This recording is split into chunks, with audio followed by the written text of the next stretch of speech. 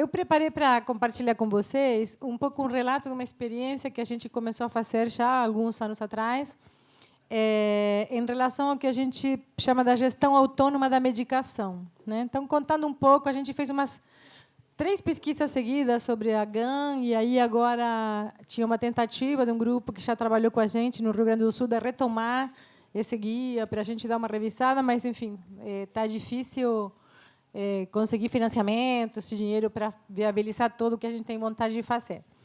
Mas, então, eu achei que era importante... Ih, não está indo. Será que se eu for daqui não vai? Eu achei que era importante, então, contar de onde vem esse antecedente desse trabalho, né? A gente tinha trabalhado, como disse a Maria, meu grupo tem, desde 2004, trabalhado com avaliação de serviços, né? Inicialmente com a rede de serviços de CAPES 3 de Campinas, depois com serviços tipo CAPES no estado de São Paulo. A gente tinha feito uma pesquisa compartilhada aqui com o pessoal da Federal, que era sobre a experiência do adoecimento em pacientes com diagnóstico de esquizofrenia dentro do Centro de Atenção Psicossocial, né? E chamando a atenção, então, para essa questão, para esse componente dos CAPES dentro da rede de serviços, né? Que são serviços públicos que se originaram após a reforma psiquiátrica e que eles buscam, né, o tratamento da pessoa que tem problemas de saúde mental dentro da comunidade, dando apoio e cuidado e lidando mesmo com o período agudo da doença, se necessário. Estou colocando essa questão só para nos lembrar como tudo começou, porque é interessante o que eu vou comentar depois, as coisas que a gente achou de como vem estando, né, a relação, por exemplo, dos trabalhadores com os usuários em alguns dos serviços. Então, a gente descobriu essa estratégia da gestão autônoma da medicação a partir de um trabalho conjunto que a gente tinha com a Universidade de Montreal, né? Um instrumento que tinha sido desenvolvido por associações de usuários, né, no Canadá, e que nada mais era que um guia, uma estratégia, né, que busca empoderar os usuários, né, os sobreviventes, de compartilhar suas opiniões sobre seu próprio tratamento com os profissionais que cuidam. Então, parece que seria normal o que o Will estava falando hoje de manhã, mas não é fácil. Vocês viram na experiência dele como ele contou que era difícil? E continua sendo difícil para as pessoas falarem que querem reduzir suas medicações ou que não estão satisfeitos com os efeitos das suas medicações, para os profissionais que cuidam dessas pessoas, ainda que a gente esteja falando dos centros de atenção psicossocial, que não são hospitais, que não são manicômios, que não são supostamente exclusivamente atributo do conhecimento biomédico, vou chamar assim, para separar um pouco de vários traços que o Will ficou apresentando hoje, que eu caracterizaria como sendo questões características da biomedicina, né? Então, nosso grupo traduziu e adaptou esse guia, né, canadense, que objetiva melhorar as informações sobre a medicação e estimular a reflexão sobre a qualidade de vida e a rede social de cada um. E nessa pesquisa, a gente então construiu isso que a gente chamou do GAN brasileiro. Ele foi testado dentro de um CAPES em Campinas e outro aqui no Rio de Janeiro. E a gente realizou depois o teste dele por meio de grupos de intervenção, realizados com 8 a 10 pacientes cada um durante alguns meses. E também a gente fez entrevistas com os trabalhadores, técnicos e gestores dos CAPES antes e depois do trabalho com a GAN, para tentar entender que consequências, como isso tinha sido vivido, né, pelas pessoas dentro do serviço. A pergunta guia que orientava nossas pesquisas era assim: uma vez dentro do campo psiquiátrico, como fazer para que a psiquiatria não colonize toda a experiência humana destas pessoas? Então, tudo bem, a pessoa pode ter sido diagnosticada com esquizofrenia, a pessoa pode ouvir vozes, a pessoa pode ter períodos de depressão e períodos de mania, mas continua uma pessoa, né? E aí, eu queria colocar então, toda essa discussão que a gente tinha começado a fazer na GAM no contexto da discussão do movimento do recovery, porque é um contexto que é importante, na minha opinião, aproximar do Brasil, né? E eu citei ali um trabalho de um colega, de uma aluna dele, do Juarez Pereira Furtado, porque eles já, em 2012, fizeram um levantamento nos serviços CAPES e descobriram que as pessoas que trabalhavam nos CAPES nem sabiam o que era o recovery, nunca tinham ouvido falar do movimento recovery, né? E eles colocam assim: a tríade garantia de direitos, trabalho e educação, escolhida nesse artigo como eixo de análise para o recovery, aparece na prática e no cotidiano dos trabalhadores entrevistados. Porém, estes não são orientados pelos princípios do recovery. Se a reabilitação psicossocial ainda não possui um modelo único de guia às práticas de saúde mental no Brasil, a noção de recovery parece estar ainda mais distante de ser incorporada pelos serviços, considerando o fato de que todos os trabalhadores entrevistados nunca ouviram falar do conceito de recovery, né? E aí a gente, então, tem insistido bastante no ano, 2 anos atrás, 2017, a gente fez um artigo conjuntamente com as pessoas da Universidade de Yale, do Perth, que se chama Recovery, Citizenship e Reabilitação Psicossocial, um diálogo entre a tradição brasileira e norte-americana para as abordagens de cuidado. O que a gente tentou discutir nesse artigo um pouco? Assim, que nós temos uma tradição autóctona boa, que é a da reabilitação psicossocial, né? Mas que na história brasileira essa tradição é muito assentada nos movimentos dos trabalhadores, né, que tentaram trazer juntos os usuários, e que a distinção que se faz é que o movimento dos sobreviventes, né, ou das pessoas que são a favor do movimento recovery nos Estados Unidos, tem uma autonomia maior do movimento dos trabalhadores, né? Mas nossa conclusão um pouco nesse artigo é que ambas vertentes se conversam e que ambas têm o que aprender uma com a outra. Então, que a gente daqui, no nosso contexto brasileiro, poderia se beneficiar de aprender um pouco de como esses movimentos de usuários têm sido tão autônomos e conseguido construir questões para além do que os trabalhadores, né, os técnicos colaboram, e, ao mesmo tempo, e por outro lado, quanto que a tradição norte-americana poderia se beneficiar de entender o quanto que essa tradição da reabilitação psicossocial conseguiu avanços no Brasil, no sentido de que o movimento se institucionaliza tentando aumentar as ofertas de serviços públicos e de políticas públicas para a saúde mental. E como, então, a gente poderia dizer hoje, bom, se a gente está concordando que isso é importante, que os serviços de saúde existem para produzir saúde, que no que a gente quer com os serviços comunitários de saúde mental, que as pessoas tenham esse grau maior de recovery, que elas tenham essa autonomia. O que a gente consegue saber hoje, né, ao longo de tantos estudos avaliativos, que se passa no Brasil? Mais de 30 anos, então, desde as primeiras experiências da reforma. O Brasil tem hoje mais de 2.300, acho que agora já estamos em 2.500, sei lá quanto CAPs, trabalham mais de 30.000 profissionais, né? Sendo que teve esse crescimento nos últimos 2 anos de mais de 200% no número de centros de atenção psicossocial. Então, nós estamos falando de uma política pública de assistência à saúde que teve uma expansão fantástica, importante, né? Benéfica, né? Estudos prévios, de qualquer maneira, apontaram que esses serviços, né, os CAPs, têm uma potencialidade no acompanhamento de pessoas que têm transtorno mental, especialmente no que diz respeito à diminuição do número de crises e de internações. Então, tem vários trabalhos mostrando que os CAPs seriam bons para diminuir o número de internações, o que já é algo muito bom, né? Outros estudos têm apontado para o estabelecimento de uma relação de dependência entre o usuário e o serviço, estimulada por práticas pouco emancipadoras e centradas excessivamente em intervenções médicas, geralmente baseadas unicamente no tratamento farmacológico. O CAPS é visto como único prestador de cuidado àqueles que convivem com algum transtorno mental. Percebam que isso tem pouco a ver com o que o Will nos falava de manhã, tem que ter conexões. Mas se a pessoa só fica no CAPS, né, então essas conexões são enfraquecidas, né?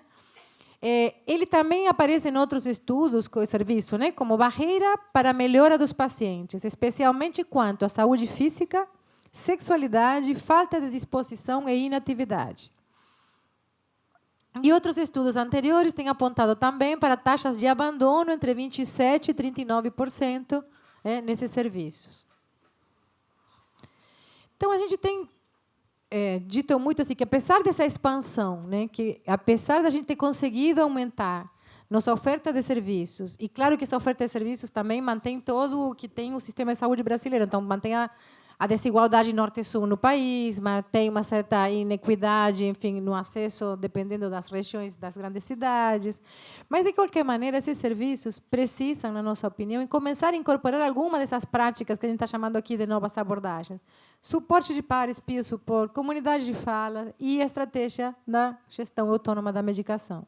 Para a gente é importante, então, que a gente se dedique a estudar um pouco agora essas condições de implementação dessas abordagens no contexto brasileiro, que é marcado pela desigualdade educacional e socioeconômica e pela violência. Então, assim, não é fácil, a gente viveu isso muito com o GAM, mas tem aprendido com outros instrumentos que a gente tentou adaptar.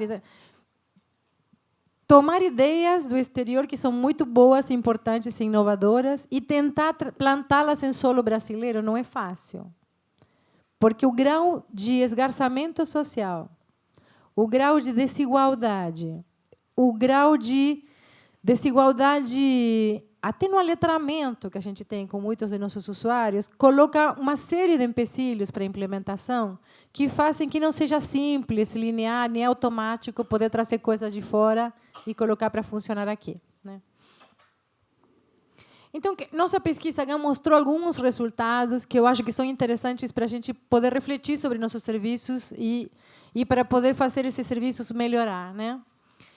Uma questão que é importante é que a gente está questionando essa questão da medicação e a gente fala é porque é a psiquiatria, porque o paciente grave que vai para a internação psiquiátrica, mas hoje em dia está todo mundo medicado. Milhões de pessoas que nunca viram um psiquiatra ao vivo estão tomando remédio psicofarmacológico, né?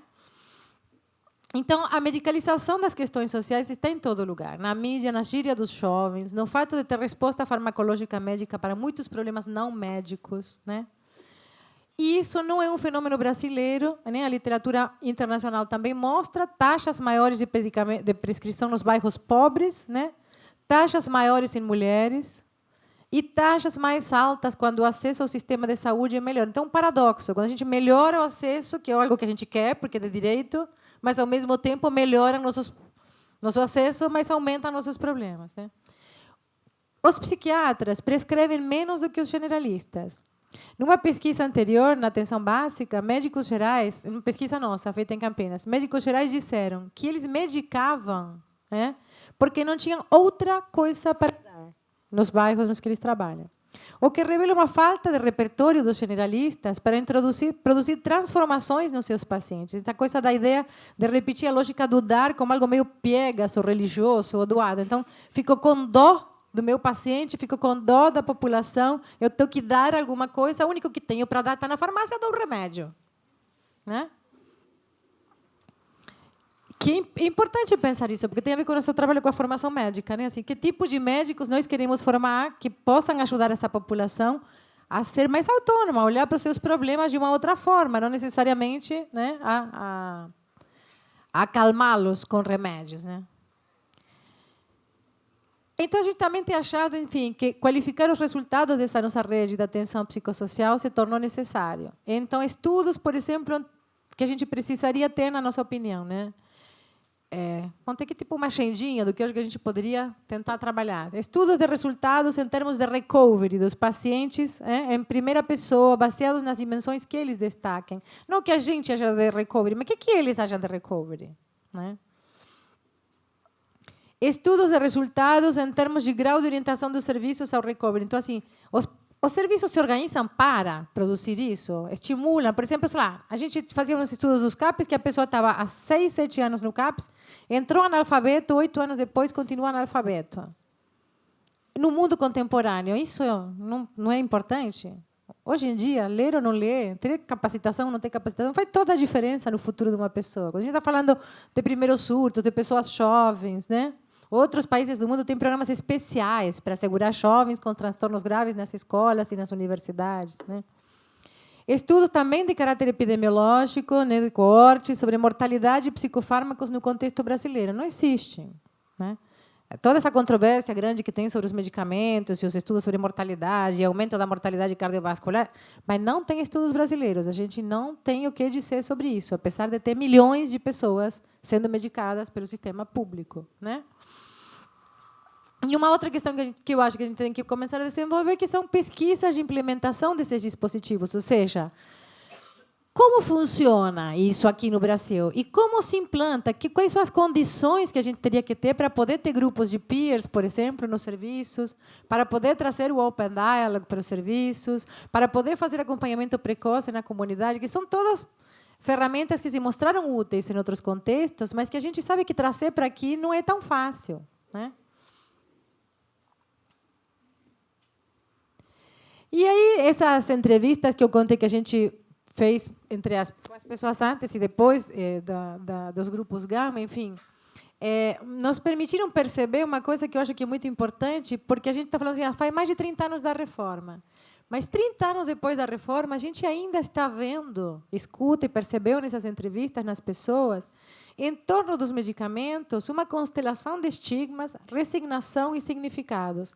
Tinha uma entrevista de um moço, que era do Projeto Experiência, aqui, que ele falava assim, que ele tinha começado a discutir com o amigo, com o amigo do irmão. E o amigo do irmão, como único argumento na discussão, falava para ele, você está tomando seu remédio? Você está tomando seu remédio? Então ele falava assim, eu estou bravo com ele, estou discutindo outra coisa.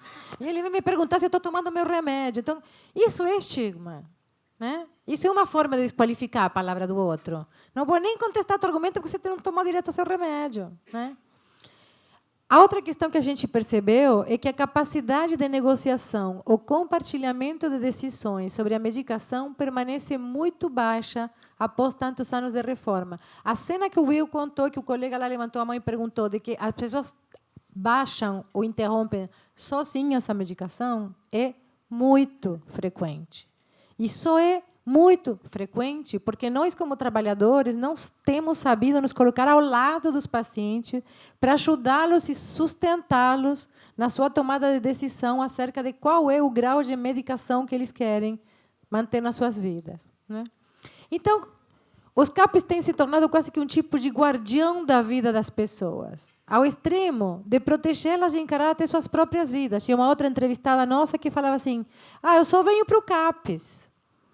Não tenho mais interesse em mais nada na vida. Só saio de casa para o CAPES e do CAPES para casa. Bom, isso é uma vida, né? Então, minha pergunta é, como poderíamos trabalhar com isso? Diferentemente, sem nos tornarmos guardiões da vida dos outros e também sem deixar de exercer a nossa função de aliviar o sofrimento. Porque eu acho que assim, nós temos uma função técnica diferente, né? Mas como colocá-la ao serviço do outro e não em cima do outro, não sobre o outro, né? A gente pode usar nosso conhecimento técnico, seja ele médico, psicológico, da terapia ocupacional, como uma camisa de força também, né? Eu posso usar meu conhecimento como algo que eu ponho a força, né, em cima da outra pessoa. Nossa pesquisa sobre a GAM também nos mostrou, então, o quanto que ainda subsistem espaços de controle, dominação, estigma e direitos cerceados dentro dos serviços substitutivos. Teve pacientes, né, que foram pedir, porque a pesquisa GAM exigia que eles fossem conhecer a bula. E os serviços se negaram a mostrar a bula. E é direito por lei. O paciente tem direito à bula no serviço público. Teve um serviço que pediu, que a gente teve que pedir uma autorização ao coordenador municipal de saúde mental para que ele fizesse uma carta autorizando a entrega da bula para um usuário de um CAPES, o que era um direito de lei desse usuário, né? E eu estou chamando a atenção a isso porque assim, eu tinha feito, quando a gente começou a trabalhar com a GAM, eu já levava, sei lá, uns 10 anos trabalhando com a avaliação dos serviços CAPES e eu achei que eu sabia. Só que a gente se acha, né? Está na academia, chega uma hora que se acha. Eu achei que eu sabia quase tudo dos CAPES. Falei, pô, estou tantos anos estudando CAPES que você me falam que o CAPES, eu, de olho fechado, sei descrever praticamente tudo de bom e tudo de ruim que tem um CAPES. Não sabia, né? Porque só foi quando a gente começou a intervir nessa questão do medicamento, tentando sustentar os grupos dentro dos serviços, que essa dimensão que eu estou chamando aqui de controle, estigma e direito cerceado se apresentou para nós. E aí, por isso que eu trouxe essa frase do René Luhou, que é algo que eu me lembrei muito quando eu estava vivendo essa pesquisa, que o Luhou falava assim, não é que a gente tem que conhecer muito primeiro para intervir, a gente tem que intervir para conhecer, né? E essa pesquisa, para mim, mostrou muito que o Luhou tinha razão. Assim, tinha coisas que eu jamais iria entender e compreender dos CAPES se eu não fosse fazer coisas lá dentro, não só, né, estudá-los, né? Por exemplo, o que a gente descobriu? Que os profissionais não médicos não sabem e não querem saber nada sobre medicação. Então, isso mostra uma fragilidade imensa da interdisciplinaridade que a gente tanto se gaba, né? Como se fosse um problema só dos médicos. Mas se é só dos médicos, como eu vou estar aliançado com o meu paciente? Como eu vou ajudar ele a discutir com o médico, né? Então, eles, por outro lado, parecem ignorar que todos os seus pacientes são fortemente medicados por longos períodos, ao ponto de que, na fala dos pacientes, muitos deles não são capazes de distinguir quais sintomas são da doença e quais são efeitos secundários da medicação. Eles não sabem mais. Nos CAPs, então, assim, o que a gente encontrou, assim, os usuários têm o direito de tudo, exceto de questionar suas medicações, ler suas bulas e seus prontuários clínicos, o que é direito. Pelo menos no Estado de São Paulo, há uma lei que é do usuário de saúde, que ele tem direito a acessar seu prontuário. Né? É lei federal. Tentem ver se alguém... É federal, né? Federal. Tentem ver se alguém consegue fazer isso. Né? Se alguém vem lá e chega e fala, quero ver meu prontuário. Vamos aumentar a medicação. Falei, o fulaninho está paranoico, está querendo ver o prontuário dele. Gente, eu tenho um usuário que viajou com a gente para o Canadá na época que a gente estava fazendo esse trabalho. E ele chegou no CAPS dele e disse assim, cara, eu preciso que alguém me ajude a tirar o passaporte, porque eu vou com o pessoal da Unicamp para o Canadá. Queriam deixar ele no leito, porque acharam que ele estava surtado. A benção que alguém me ligou. Falei, verdade, ele vai com a gente para o Canadá, ajudem a gente a tirar o passaporte dele. Então, assim, e se isso não é estigma e preconceito, o que é, né? Aí ele foi tentar tirar o passaporte na primeira vez e não conseguiu, porque ele não tinha comprovante de renda suficiente para o Canadá dar o visto. Aí ele veio muito indignado, que é um usuário muito militante, fala comigo na universidade e fala assim, tá vendo, isso é estigma, não querem me dar o visto porque eu sou doido, não sei o quê. Eu falei, não quero te dar o visto porque você é pobre. Não é por doido, é por pobre brasileiro, que não vão te dar o visto. Né?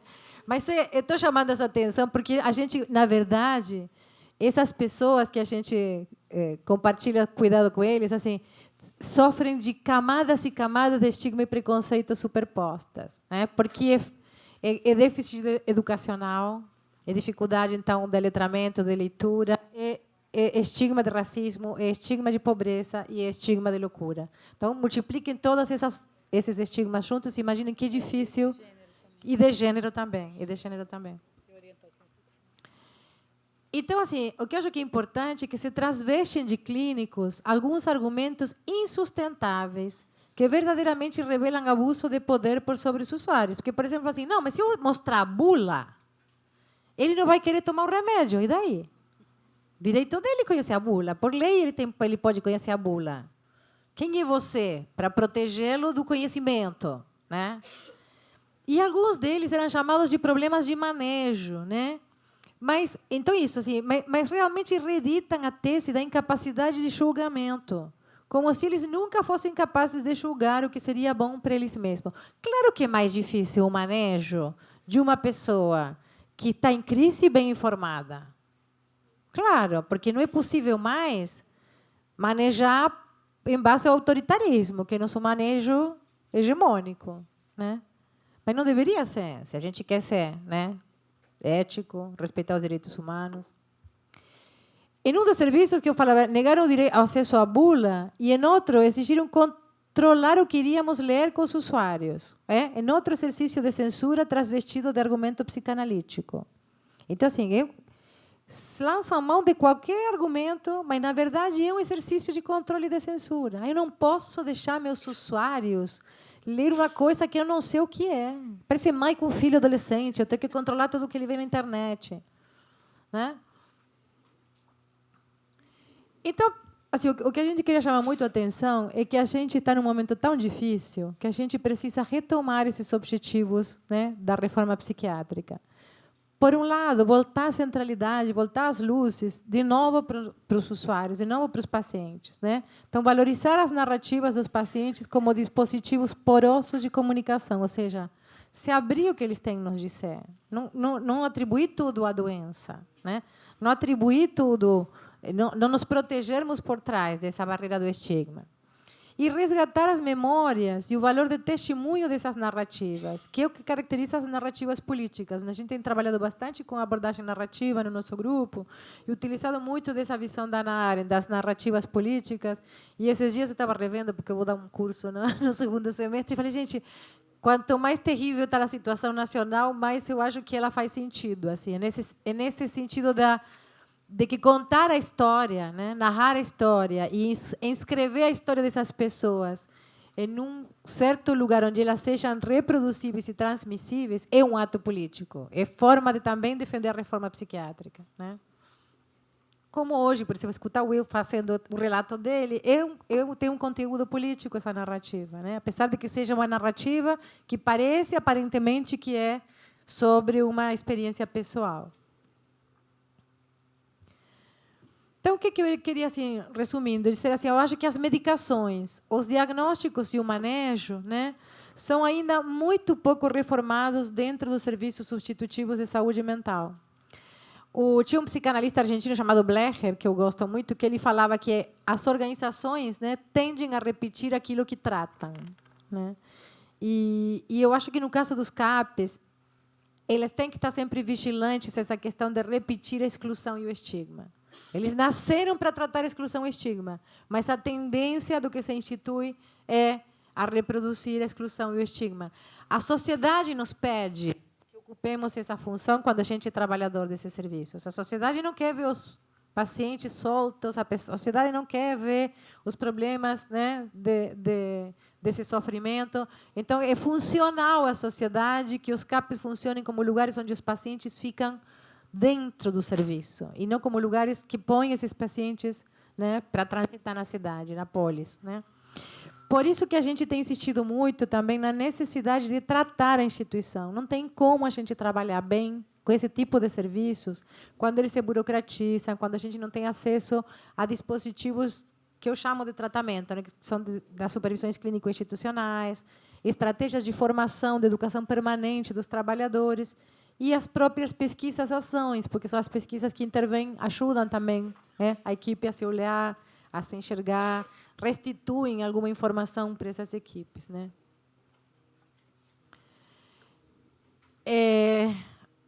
Acho que a luta vai continuar sempre, mas tem momentos em que ela é um pouco mais difícil, né? Então, eu queria insistir nisso de que defender nossos serviços, né, não deveria equivaler a nos negarmos a enxergar seus problemas, porque essa postura nos inibe de melhorá-los. E nosso compromisso tem que ser com os usuários. Eu acho que nós existimos para que a vida das pessoas melhore, né? Eu acho que o recovery tem que ser um eixo estruturante dos serviços, que a luta contra a burocratização, a medicalização e o tratamento moral não devem cessar. Eu negritei ali, porque isto acho que para mim se tornou mais gritante, sempre existiu, mas está nesse governo muito mais fortemente colocado, né, que essa ideia que o combate à desigualdade e à violência brasileiras é condição para a implantação de políticas públicas inclusivas. É impossível imaginar que nós vamos ter um CAPES inclusivo, desburocratizado, que faça tudo isso que eu estou propondo, nessa conjuntura que a gente está vivendo. As pessoas continuam desempregadas, não conseguem dinheiro para comer, para se locomover, né? Territórios que estão o tempo inteiro em estado de guerra, né? E o outro ponto que eu acho que é fundamental é esse de que a participação de pacientes e familiares na gestão do cotidiano e nos processos de avaliação é fundamental. A gente fala muito de participação, mas convida os pacientes para as festas juninas, né? Mas, assim, para a gestão do cotidiano, né? Para tomar as decisões importantes sobre os horários em que vai acontecer uma coisa ou outra, para decidir, agora que chegou esse corte, o que a gente vai cortar. A gente não chama eles para isso, a gente decide isso sozinho, né? E eu acho que a gente tem que retomar esse movimento de aliança, né, entre usuários e trabalhadores, que foi fundante, de uma certa forma, do movimento da reforma psiquiátrica brasileira e que agora, mais do que nunca, estamos sendo convidados de novo a retomar, né? Nós, no nosso trabalho, enfim, assim, eu insisto muito com meus alunos de pós-graduação, no meu grupo de pesquisa, que eu acho que a gente tenta fazer pesquisa de uma forma que tem um comprometimento político também. Então, eu falo, eu cobro, publiquem, porque tem que divulgar, porque divulgar também é político, enfim. A gente tem tentado fazer essas investigações nossas, né, com um compromisso ético, político. dando atenção especial às consequências clínicas de nossas ações e procurando treinar novos pesquisadores através de uma maneira mais respeitosa e horizontal de fazer ciência, de produzir conhecimento com os usuários e não sobre eles. Quando a gente concluiu um projeto que a gente teve de 5 anos aí com a professora Lourdes de Barro, de Montreal, a gente fez uma avaliação com todos os alunos de pós-graduação que, ao longo desses 5 anos, tinham passado pelo projeto, tanto lá no Canadá quanto do lado brasileiro, né? E um dos conteúdos que mais apareceu na fala dos alunos, eram alunos de mestrado e de doutorado, e até de pós-doutorado, era que agora eles não conseguiam mais fazer pesquisa. Depois que eles tinham vivido isso, de fazer pesquisa com os usuários, eles não se imaginavam nunca mais fazendo pesquisa de outra forma, da forma anterior, de fazer sobre eles, né? Então, isso, para mim, foi um resultado muito, muito bonito, que eu fiquei muito orgulhosa, porque eu acho que nós precisamos muitas gerações de pesquisadores que entendam, né, que nós temos que trabalhar junto das pessoas, não sobre as pessoas, né, não trabalhando com as pessoas como objetos. Pronto. E aí eu deixo aqui o endereço do nosso laboratório, que tem, enfim, teses, dissertações, artigos, alguns projetos antigos nossos, para quem tiver interesse em encontrar algumas coisas. Muitíssimo obrigada.